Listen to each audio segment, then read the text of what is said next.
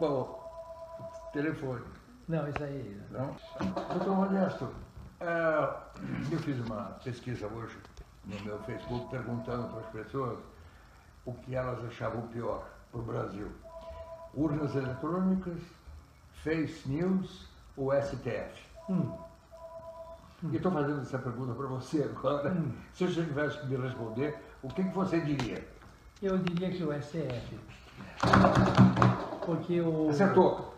A maioria absoluta foi para o STF. O STF, ele é hoje um poder de desestabilização do país e desestabilização institucional do país.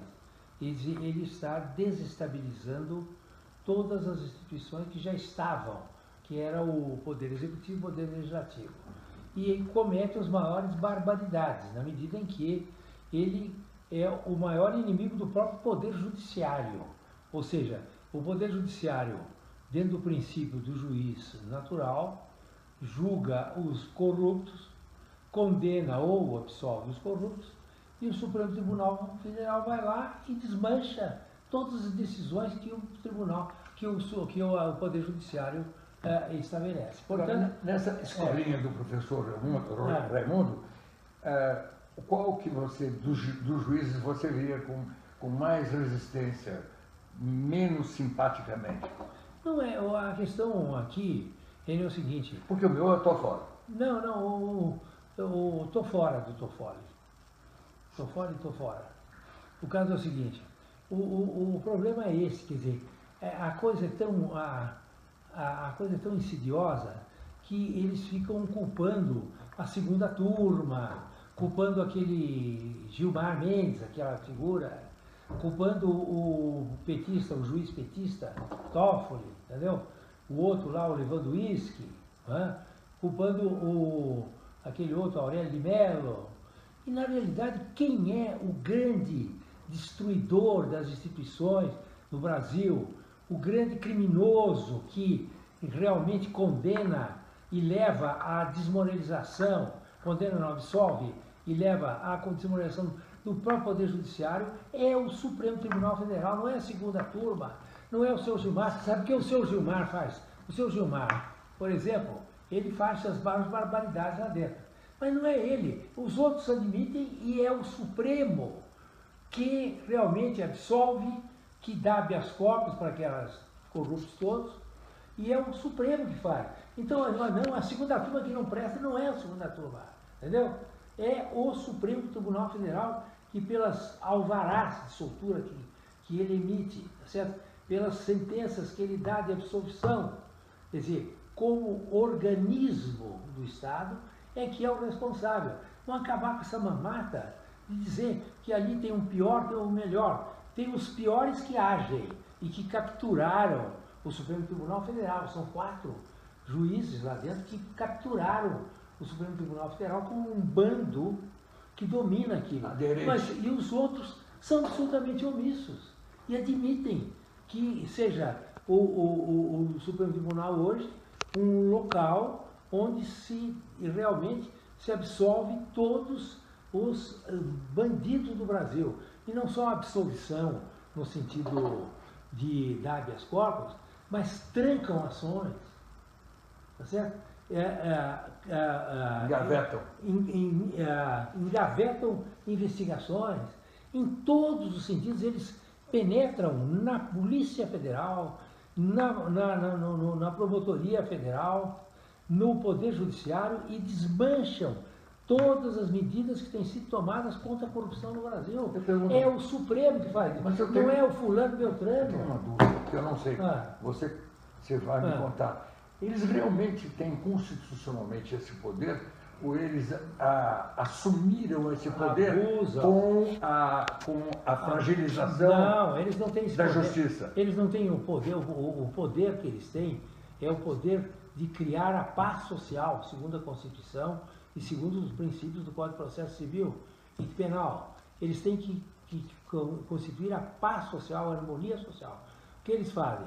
eles simplesmente criam a destruição de toda a paz social, eles criam todos os privilégios que existem, e o Supremo Tribunal Federal simplesmente abusa do poder que tem, desvia-se da finalidade que tem, tá certo? É absolutamente parcial, oportunista e tira, portanto, toda a função constitucional que lhe caberia, está completamente desmanchada. Eu sinto um jogo aí de malícia. Um é o malzinho, sabe aquela história dos dois policiais, em que um é o bandido que faz o bandido e o outro faz o mocinho na hora do interrogatório? Sim. Eu sinto que eles jogam entre si essas culpas de tal maneira a equalizar as suas participações nocivas. Quer dizer, agora sou eu, agora é você. Pô, não pega no meu pé. A última vez. Quer dizer, não existe. Exatamente. Não, e outra coisa, eles fazem um jogo de marketing, que é o seguinte: não, nós somos bonzinhos, é a segunda turma que é ruim. É o Toffoli que é ruim, é aquele Gilmar que é ruim, aquele Lewandowski que é ruim, entendeu? Agora, na realidade não é não. Eles todos são coniventes com a destruição da justiça no Brasil. Qual é a causa disso? Eu entendi, sempre entendi isso. Aliás, é uma coisa interessante. Há 10 anos atrás, ninguém sabia o nome dos juízes do Supremo. Né? Era um poder discreto. Hoje, é que nem numa partida de futebol, o locutor sabe o nome de todos os jogadores. Nós temos hoje uma postura de alergia a essas pessoas e nos sentimos incapazes de mover esse estado de coisas. É uma frustração que desanima a nação. Exatamente. Nós todos os que observamos esse jogo de marketing negativo, né, eu me pergunto, meu Deus, eles não vão à feira, não vão ao cinema de vez em quando, ninguém dá um tiro nesse cara, quer dizer, é metafórico, né? Por que razão e por que motivos formou-se esse bando? Porque se você, pelo que eu entendi, é o presidente da República que indica os juízes do Supremo. É justo isso? Não, a questão de ser o presidente da República indica é uma questão constitucional que pode ser corrigida. A questão que nós vamos tratar aqui é dos atuais elementos que estão lá dentro, os atuais juízes que estão lá dentro. Mas como é que você desmonta essa artilharia pesada? Eu, por exemplo, fiz no meu site, fiz um vídeo lá de 30 segundos, dizendo que o Toffoli não deveria assumir a presidência daquela corte. Eu assinei. Você assinou. Em 15 dias tinha 314 mil assinaturas. Então, agora hoje já fiz um manifesto, que vai ser publicado com matéria paga, porque a imprensa não dá nenhuma notícia das manifestações da sociedade. Certo? O que acontece? Matéria paga no Correio Brasiliense, eu vou tentando colocar lá, mostrando um manifesto dizendo que eu tenho mais de 300 mil pessoas que apoiam a ideia de não ter o Toffoli como presidente daquela corte. É uma reação da sociedade. É dirigido a quem? É dirigido aos ministros, tá certo? Você afunilhou a vontade de mais de 300 mil pessoas para que houvesse um trancamento nesta sucessão automática, nessa subida de um juiz indesejado, odiado, desprezado para o Supremo. Porque todo mundo sabe que, subindo o Toffoli, desce a imagem do STF até abaixo do porão. Como é que se pode se manobrar para dizer assim, a maioria dos juízes aqui chegou a essa conclusão, a porta da rua é ali. Pode? Bom, a eleição do presidente do Supremo Tribunal Federal, como de todos os tribunais superiores do Brasil, se dá por um critério de antiguidade, são usos e costumes, tá certo? E que realmente o mais antigo, que não ocupou o cargo de presidente, pela sucessão natural de antiguidade, ele assume a presidência. Isto num país não conturbado como o nosso. Mas nós temos já precedentes de quebra dessa regra costumeira, porque não é uma... Já aconteceu antes? Aconteceu uma tentativa anterior, quando o Joaquim Barbosa ia ser eleito presidente do Supremo, os ministros da época do Joaquim Barbosa simplesmente conspiraram para que ele não fosse eleito. Porque é pretão, né? Segundo, porque ele não era corporativo, não defendia o aumento continuado dos ministros, tá certo? Dos salários dos ministros, não defendia as prerrogativas e privilégios da classe dos juízes, da magistratura, enfim, era um homem livre. Então não podemos elegê-lo. Então houve ali uma conspiração para não elegê-lo dentro dessa regra de costumeira de eleição do mais velho, não ainda empossado na presidência. E não deu certo porque a opinião pública daí reagiu, sobretudo tendo em vista a honorabilidade do Joaquim Barbosa, em que eles se recuaram. Mas no Tribunal Superior, no STJ, Superior Tribunal de Justiça, essa regra de antiguidade foi quebrada agora, na última eleição, quando eles elegeram, ao invés de eleger a Nancy Andrighi, eles elegeram uma outra juíza para presidente da República, para presidenta do STJ, que é a atual presidente, e que é uma mulher de uma dignidade absoluta, tem sido uma grande presidente do STJ, um exemplo da magistratura brasileira. Então, o que acontece? Essa regra é uma regra que tem sido ou tentativamente quebrada ou já quebrada.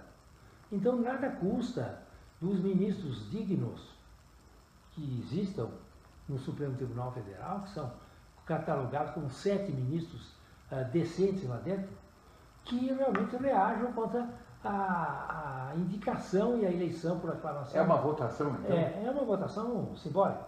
A aclamação do Toffoli como presidente do Supremo. Porque o Toffoli vai dar um golpe lá dentro. O Toffoli está a serviço do PT. E dentro das eleições que vão acontecer agora, ele vai criar uma instabilidade institucional enorme.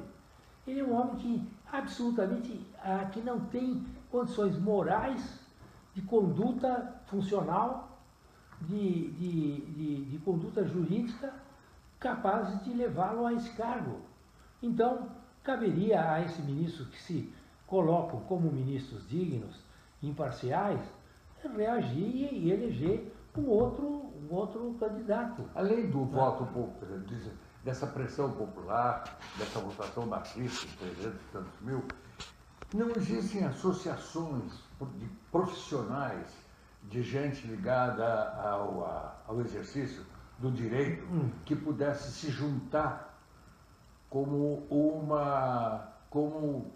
de tal forma que se aumentasse ainda essa pressão psicológica para se desmontar essa bomba relógio? Todos têm interesse. O problema todo da humanidade, ela não evolui dentro da velocidade que poderia evoluir as instituições, porque as pessoas têm interesses. A OAB tem interesse. Todos os membros da OAB têm causas no Supremo Tribunal, ou poderão ter. Então, entre o seu cliente e a sua vida profissional e esse desastre que será a eleição do Toffoli, eles ficam com os seus clientes. Então, o medo... Aliás, o PT está aí. Também essa associação de advogados também teve muita... A OAB também foi muito criticada ultimamente. Eles defendem hoje a OAB é capturada de certa maneira, pelos advogados que defendem os réus da Lava Jato. Então é claro que os advogados podem perfeitamente defender e devem defender qualquer réu, entendeu?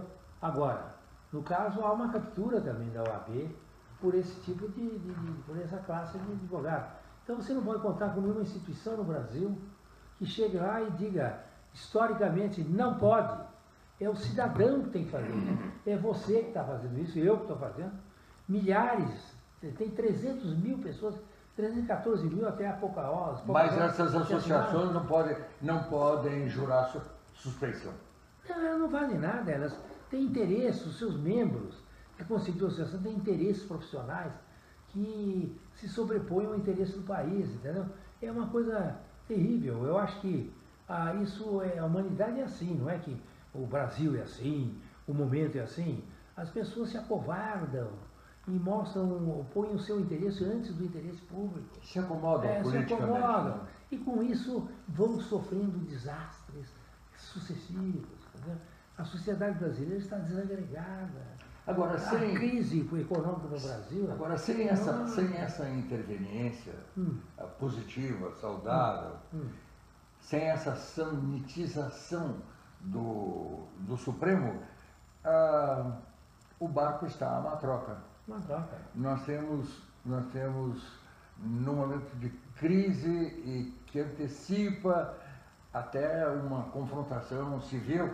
Não é? Você tem juízes que estão quebrando o galho como se faz advogado de porta de cadeia, né? Que quebra o galho e tal. Eu me lembro, uma vez eu atropelei uma criança. E estava de moto, a criança saiu entre dois caras, eu atropelei, eu peguei a criança, levei para o hospital das clínicas, fiquei absurdamente afetado por isso, e chega o investigador de polícia e diz assim, doutor, deu um problema grave, hein? A gente pode acertar isso. Acertar isso. Eu falei, peraí, amigão, eu trago uma criança, assumo a responsabilidade, nesse meio tempo vem a avó da criança, lamurienta, e diz, pelo amor de Deus, o moço não tem culpa, o menino é meio desmiolado, saiu de fora. O cara estava querendo me aplicar uma tragédia. Em cima de uma tragédia desse tamanho. Agora, não é diferente, né? Numa escala, não é diferente do investigador de porta de privada ou que está fazendo um expediente no Hospital das Clínicas e está ali para chantagear. Uma imagem que me ocorre é o Brasil está perdendo sua alma. O STF, simbolicamente, é a alma da nação. Ela interpreta a lei de tal forma que a distribuição de justiça não fique entregue a juízes que não tenham consciência humana e julgamento profissional. Tá certo? Agora, nos Estados Unidos assim também, a eleição se faz dessa maneira, o presidente da República que elege os juízes da Suprema Corte. O juiz da Suprema Corte... E é vitalício como aqui? É vitalício e é um grande questionamento. Nos Estados Unidos, a Suprema Corte é uma questão muito também delicada e muito pouco contributiva para a história institucional daquele país. Na medida em que os presidentes da República, que ou são conservadores ou são liberais, eles elegem por exemplo, se é o conservador, ele indica o mais conservador do mundo para ser coisa. E se ele é liberal, ele põe mais um comunista, mais cubano do mundo lá dentro. Entendeu? Então, para compensar as teses. Então fica aquilo ali também uma questão partidária. O Supremo Tribunal americano não é um exemplo de imparcialidade e não é um exemplo de uma entidade que tenha contribuído efetivamente para a melhoria da sociedade americana. É uma guerra entre os republicanos e os democratas. E assim, na verdade, é uma guerra de teses. É quase que o Partido Republicano e o Partido Democrata dentro do Supremo. Mas que é o mesmo defeito da indicação dos membros do Supremo pelo presidente da República, o que é um erro, que nós limitamos aqui. Tudo que é ruim dos Estados Unidos, nós limitamos. Tudo que é bom, não. Então é uma coisa impressionante. A indicação de ministro supremo pelo presidente da República no Brasil já provou, como nos Estados Unidos, que é um desastre. E quando então, por você... exemplo, o Toffoli é um ministro do PT dentro do banco. Agora... O Lewandowski é também um ministro do PT. Entendeu? Agora contribui para isso uma coisa como a urna eletrônica. E o único juiz que falou a respeito foi o Toffoli. O Gilmar. E dizendo, olha, não tem dinheiro para isso. Como é que ele fala uma coisa dessa? Ele é bom. Da onde ele tirou? Então, a história... Quem lhe deu o direito de decidir? Quando o Brasil inteiro diz, nós não queremos essa urna eletrônica da Smartmatic, é venezuelana, só tem 2 países que usam isso, é Venezuela e Brasil, tira essa merda daí. Ele diz, não tenho dinheiro. Aí você mostra uma caixa de vidro transparente. Imagine quantos milhões de dólares custa essa caixa. E uma cédula. Está resolvido o problema na França. Mas aqui não. Aqui não dá para fazer isso. Aqui eu vou te contar. E nós vamos nos ferrar. A expectativa que nós temos aqui da eleição é péssima. Fraude total. Agora, por que é que o Supremo não cuida do fato prevalente que vai gerar uma mudança do país para a esquerda, de tal maneira nos aproximar de uma Nicarágua, sabe? Veja o seguinte, de um Maduro, nós não queremos isso. Esses caras, como é que eles se dão o direito e como é que a nação não está inerme frente a esse desastre e nós não podemos fazer nada para desmontar essa armadilha. Mas isso vai represando, chega a um ponto, estoura tudo. Acontece o seguinte, a urna, o princípio democrático é de que a eleição, o voto é secreto e a apuração é pública, mediante registro dos votos. Esse é o princípio fundamental da democracia. Registra, conta. Você então tem o voto secreto e a apuração pública, com registro dos votos, para poder contar os votos, contestar essa contagem dos votos, impugnar urnas, impugnar votações, criar, portanto, em torno da eleição uma total transparência.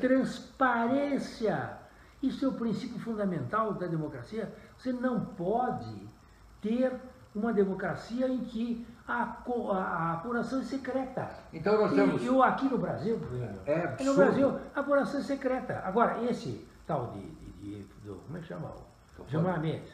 O caso é assim, existe uma lei dizendo que tem que ter, a urna tem que ter acompanhado do voto impresso, exatamente, para ter o registro e a apuração. Isso é lei. É a lei de 2015. Aquela bando de gangster que domina o TSE, junto com o Gilmar Mendes, esperaram passar o tempo, quando chegou agora, eles disseram que não tem tempo nem dinheiro. E daí o que aconteceu com o seu querido Supremo Tribunal Federal? Sabe o que ele fez? Suspendeu a vigência de uma lei. Você já viu algum Supremo Tribunal Federal suspender a vigência de uma lei? Isso é a maior excrescência que existe. Não há razão para suspender a vigência de uma lei, a não ser em estado de sítio, em estado de exceção, em estado de qualquer coisa, suspende a lei. Mas num estado normal, que não é estado de sítio, o Supremo Tribunal suspende a vigência de uma lei. Então nós temos 2 fatos que descaracterizam profundamente a democracia. A urna eletrônica e o STF. E o STF, sempre o STF. Agora ele está sempre, vem cá, desculpe, ele está sempre metido em encrenca, o STF. Naquela pesquisinha que eu fiz, que eu indiquei logo no começo da nossa conversa, quem é o maior inimigo do Brasil? Urnas eletrônicas? Será que é urna eletrônica? Será que é STF? E eu terminava com fake news. O fake news é uma expressão que é muito recente, mas o conhecimento do veneno que essa manobra do fake news traz é já conhecida por todo o eleitorado consciente.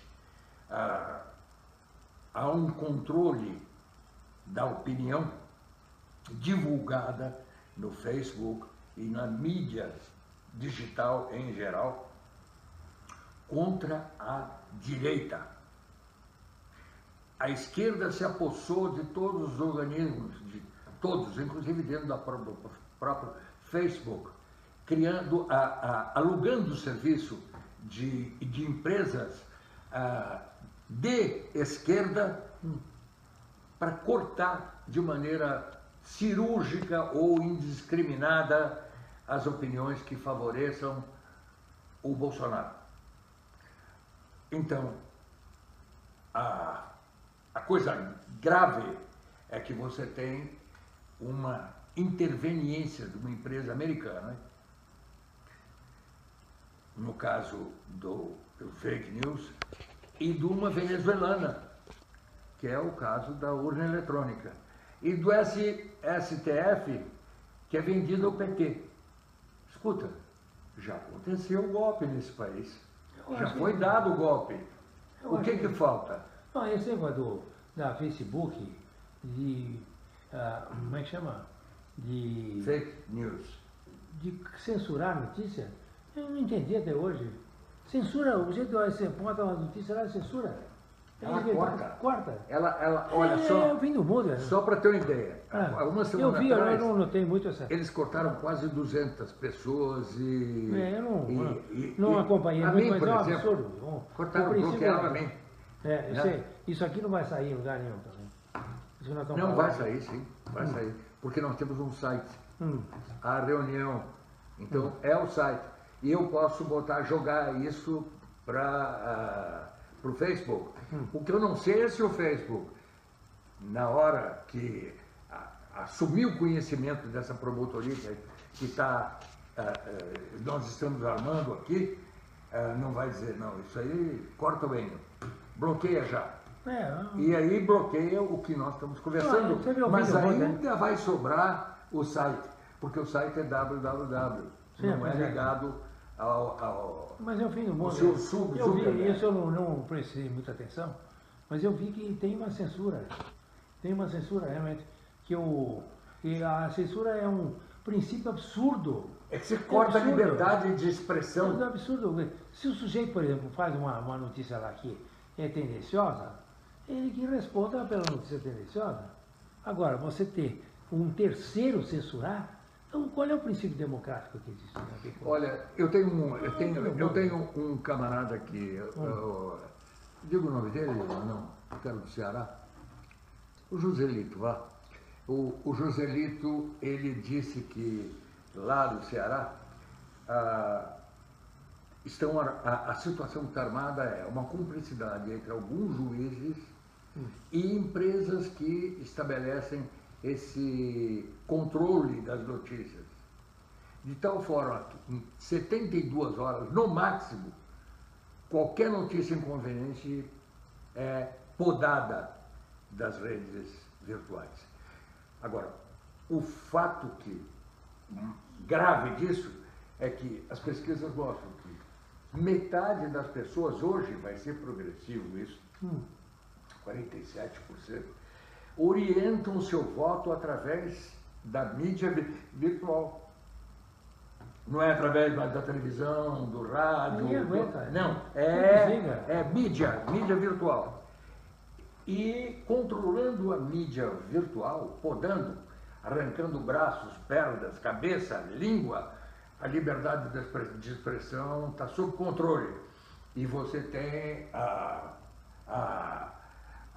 trazendo em cima dessa devastação, você tem opiniões favoráveis àqueles que estão do lado de lá, é um fim do mundo. da esquerda. É uma loucurada, é uma loucurada. Agora, você veja, falando nisso, a imprensa, ela não publica nada das atividades da sociedade civil.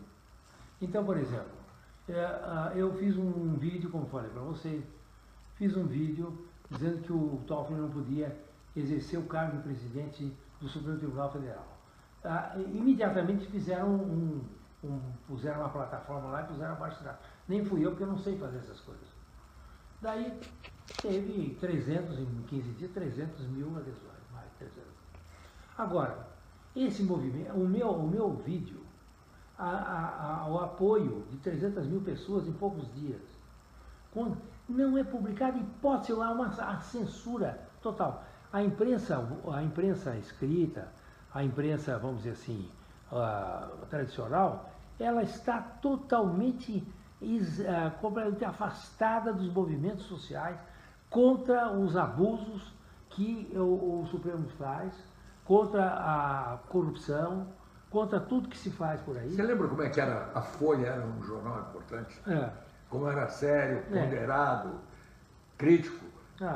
Acabou, não tem crítica nenhuma. Então, acabou você a Veja, acabou tudo. Agora, então você... É a força do dinheiro. Desculpa, tem, eu fico pensando, quando você assalta de maneira sistemática, cruel, uma Petrobras, e quando você é capaz de sacar dinheiro de uma maneira não comprovada na sua utilidade social, pública, do BNDES, esse dinheiro, quando paga um Puerto Mariel em Cuba, e hoje eu li que Angola e outros lugares, Zimbábue, não estão, já disseram que não vão pagar dívidas com o Brasil. Então o que você tem nítido a corrupção não podia estar mais revelada do que aí. Todo o dinheiro que saiu do Brasil deixou algum nos paraísos fiscais para os políticos que manejaram essa situação. Então, você tem hoje uma quantidade de dinheiro frio que é capaz de comprar quem está à venda para ser vendido, para ser comprado, em todas as áreas, aparelhados, não aparelhados, e a crise que tá imperando, a falta de emprego, a violência. Então, hoje, você tem até, imagino eu, gente séria balançando. Assim, pô, eu preciso levar comida para minha casa. Mas é isso aí, porque... Quer dizer, estamos... A corrupção ela invadiu não apenas as áreas de controle da corrupção, mas começam a afetar. Eu tenho medo até se o exército não está nessa, entendeu? Porque o exército não tem explicado o programa atômico. Você conhece alguma coisa? Não. Você conhece alguma coisa da construção da Bahia, aquela base aérea de, como chama? Alcântara. Você não sabe nada. Você sabe alguma coisa do armamento do exército? Não, você não sabe nada. Mas você sabe que na Venezuela tem uma fábrica de fuzis de última geração, a K-47. Você sabe alguma coisa relevante a respeito de como os generais, dessa situação anômala de ter um comandante militar que tem uma limitação física e que passou o seu tempo de expediente de crescimento como oficial na China e que hoje insiste em dizer que a situação está sob controle, está tudo bem. Bom, mas isso aí eu não conheço todos os dados que você está me dando. Eu queria voltar ao assunto que nós estávamos conversando, que é um assunto concreto também, que não é suposição, que é a imprensa completamente conivente com o bando que domina o Brasil. Então, por exemplo, o seu Geraldo Alckmin, ele fez um acordo com os maiores bandidos do Brasil, que é o seu Ciro Nogueira, aquele outro lá, como é que é o nome daquele? Valdemar da Costa, não sei o quê, e companhia, que são os bandidos totais. O seu Ciro Nogueira tem 10 processos de corrupção na Lava Jato, certo? Então, e a imprensa diz, agora o senhor Alckmin fez um acordo com o Centrão. Quer dizer, como se nós estivéssemos na Suécia, como se tivéssemos a coligação de partidos na Suécia.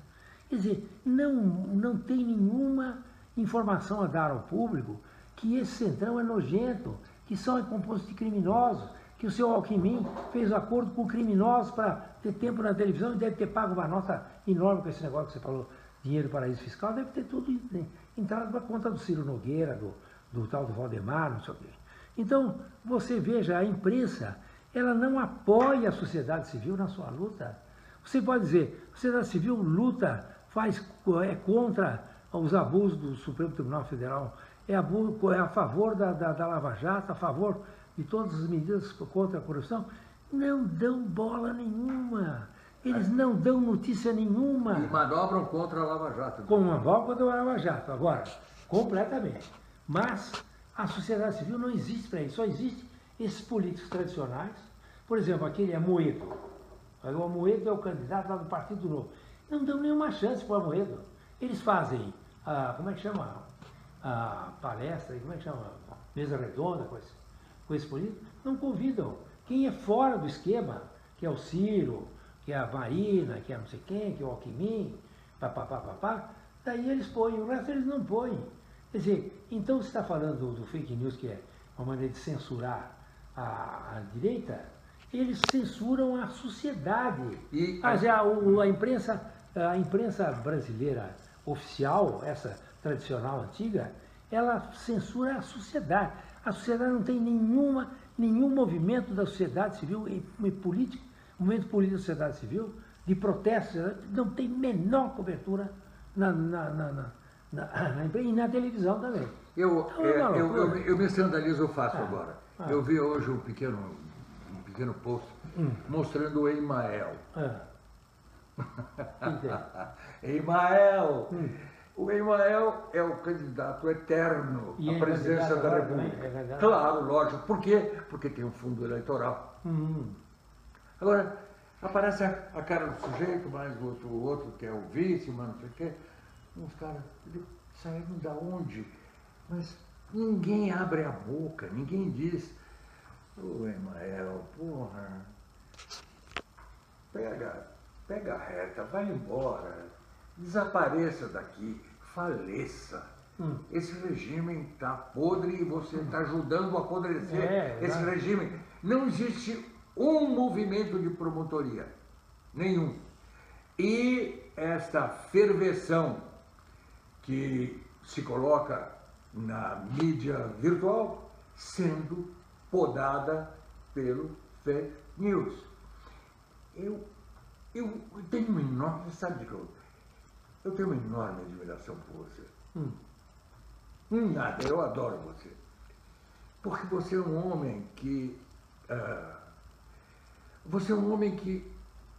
tem uma cabeça de jovem, de idealística, porque a gente relaciona a juventude com uma certa vontade de botar as coisas de maneira melhor para o universo. Há uma bondade intrínseca no ato de viver a experiência da juventude, né? De renovar os votos para que as coisas aconteçam de uma maneira bonita e tal. E você é assim. Você é uma esperança para nós. E eu cumprimento você e beijo a tua mão. Obrigado, querido, obrigado. Eu fico muito comovido de você falar isso, que você é um grande brasileiro também. É do coração. Viu? Um grande brasileiro.